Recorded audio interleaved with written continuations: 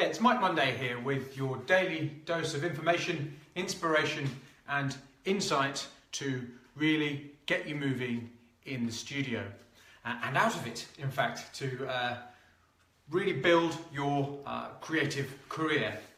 And today we're going to talk about the green bug-eyed monster. That's bugbear of envy and how to beat it. But before I answer C's question, I'm not going to use his name because he sent me a Facebook message and I presume wanted to remain nameless, which is about beating envy, which is stopping him from doing anything in the studio. Before I answer this, I've got a new tool or set of tools you can download. If you're struggling to get doing because of whirling thoughts and feelings, distracting thoughts and feelings like envy, one of the simplest ways to overcome this is to take the focus off others and what other people are doing and all these distracting thoughts and just simply focus on what you're doing. And these 7 tools are about removing many of these obstacles in and out of the studio to create the massive music momentum so you can focus on what you're doing. And they're probably not what you think, so to get them, go to mikemonday.com/7 top tools, and when you get your download, there's another free surprise there for you if you want to sign up for it. So let's get to the question from C. Hi Mike, long-term subscriber now. A lot of your stuff's been really helpful and motivational. I just wanted to ask how you overcome enviness and jealousies with other producers. I have a housemate who's progressed so much faster than me despite my 2 years extra experience over him. I know I shouldn't get so worked up, but it's really brought my workflow to a standstill. He then talks about various things that he's done with him. He's very well-off parents who buy him anything he needs, and he goes on to talk about other things he's done for him. I don't want to kind of expose him, so I'm not going to read the whole question. It's all just very demotivating. Thanks in advance for your time. So, I'm sure we've all felt envy at some point. You know, you see somebody, another music producer who's doing something who seemingly more easily, more quickly, you think they don't deserve it, you know, I've done all this and they haven't done all that, and you know, it essentially comes down to something we all naturally do, which is comparing ourselves to others.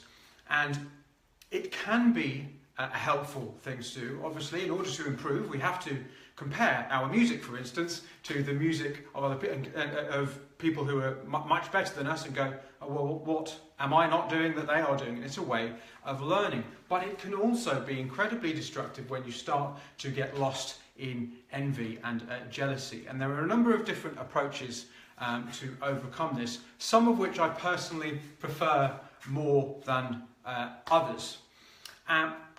So the first is, in some situations, with some people, exactly what C describes would be motivating to them. So they feel this gap between that other person and you, and that for you at the moment is demotivating. So there's the envy.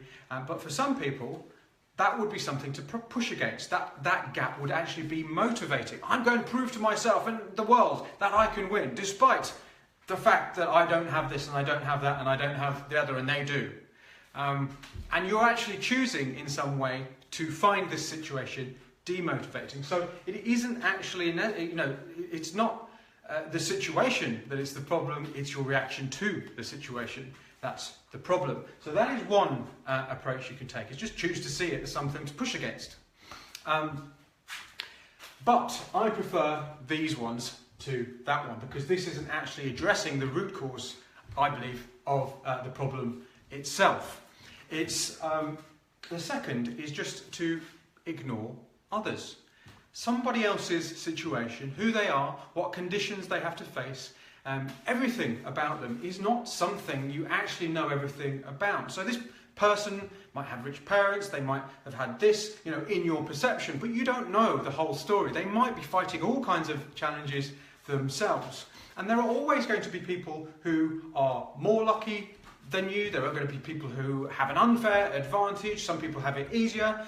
But at the same time, if you look at there are going to be a load of people who are way worse off than you as well. There is nothing you can do about where your starting point. There is nothing you can do about it. It's just the way it is. Some people have, have fortune smile upon them. Some people have less fortune.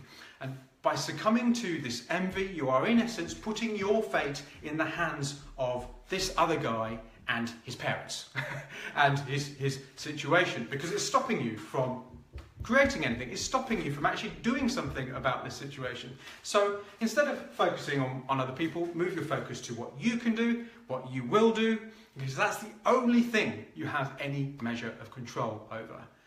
If you can either sit there and go, oh, or do something. I know which I prefer to do. So ignore others to a certain extent.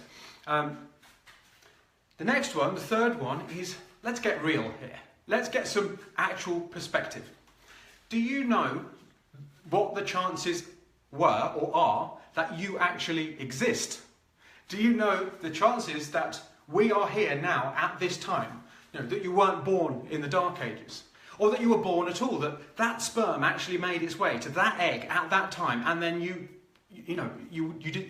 actually were born. It's absolutely incredible when you actually think about it. Just the fact that you maybe are going to university, that you have a studio, that you have a computer, means that you are in the global 1%. In reality, the fact that we have what we have and that we are in this world as it is now, even with all of its problems, is absolutely incredible. I mean, I'm not dismissing the challenges that we all have, but it is. You really need to get some perspective. Our lives are short, incredibly precious, and we are incredibly lucky. No matter where you are, we are incredibly lucky to have them. And worrying about what somebody else has or somebody else has more than you is a waste of that precious life. Now, there's a practical way of actually doing this, which I do sometimes, because we do all feel this envy. It's a natural human emotion. One practical way of doing this, which I've found, is to spend a bit of time outside on a clear night and simply look at the stars.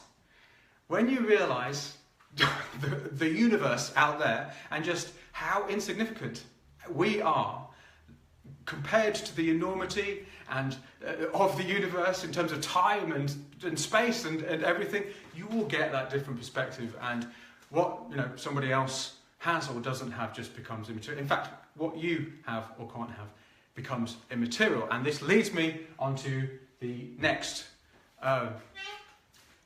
pretty much one of the most powerful things you can do, and that is develop your appreciation. So, as you've mentioned, being in a state of envy is stopping you from creating anything.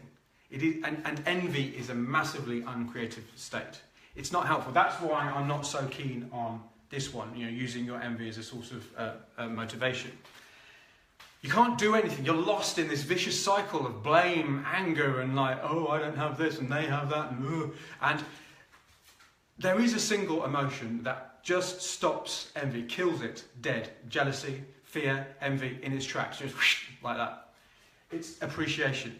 Some people call it gratitude. I prefer to call it appreciation, because it's a little bit more active than gratitude, in my opinion. But I've already given you an example of it, where I talked about how lucky we are to be alive. But in every situation, no matter how terrible, there is something to appreciate. I was listening a couple of weeks ago to a Chase Jarvis live podcast, and for any creators, it's a really great podcast to listen to, because he's a photographer, and he interviews loads of different creatives, and goes into their habits and rituals and all that kind of thing. Anyway, I was listening to a Chase Jarvis live podcast, and unfortunately I can't remember who it was that was talking about this, but she was talking about her mum, and when a disaster came on the news, her mum always told her to focus on the helpers. So while the news people were focused on how many dead, how many dying, how many injured, what a terrible thing this was, her mum told her to look at all those ordinary people, just you and me, people like you and me, who were just selecting themselves to go and help the people suffering. So in literally every situation you look at, there is something to appreciate about it. And when you're in that state of appreciation, And if you feel that's all just a bit like fluffy and woo-woo, it has a practical application, because when you are in that state of appreciation, you literally cannot feel envy. Try it. You cannot feel fear. You just can't. If you think about the actual word appreciate, it means to grow, to make more valuable. And this is what happens.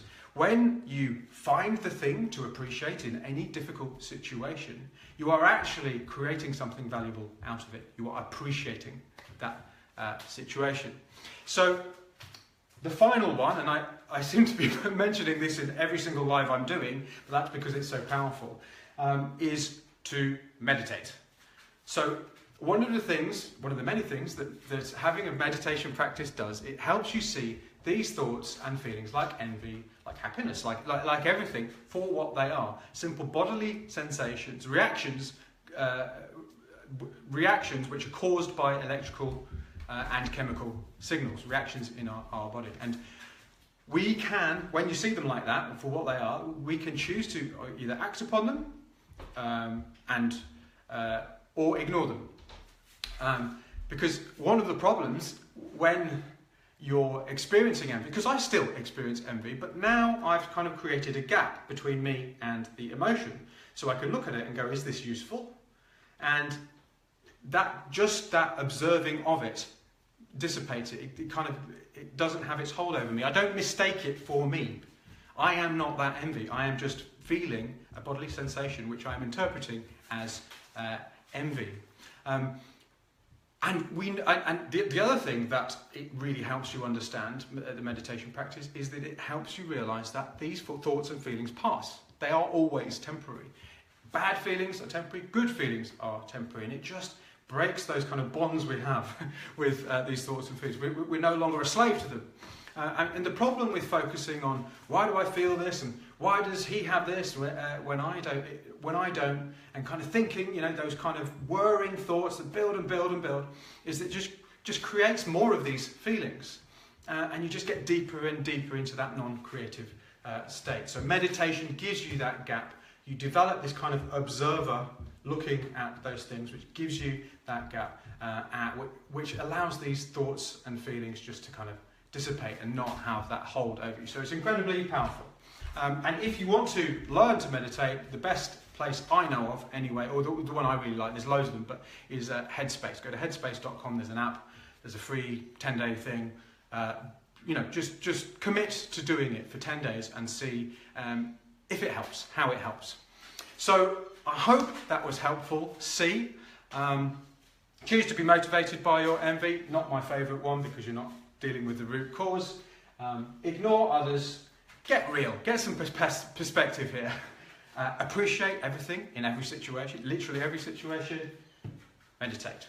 So don't forget, I've got a new tool you can download. A set of tools, 7 top tools for massive music momentum, and focusing on putting these tools together and then applying them also will kind of break these bonds of envy. Sometimes action is all you really need to do. Just take action and focus on yourself and what you can do. So go to mikemonday.com/7 top tools to download. And when you get the download, there's also another little free surprise on the other side if you want to sign up for that. And if you found this useful, or if you know somebody who might benefit from this, you can see is kind of getting lost in these kind of feelings, which we all do from time to time, then share this post, tag them in the comments, or plain tell them about it. So that's it for today. I'll see you again tomorrow. So until tomorrow, onwards and upwards, and go and finish something.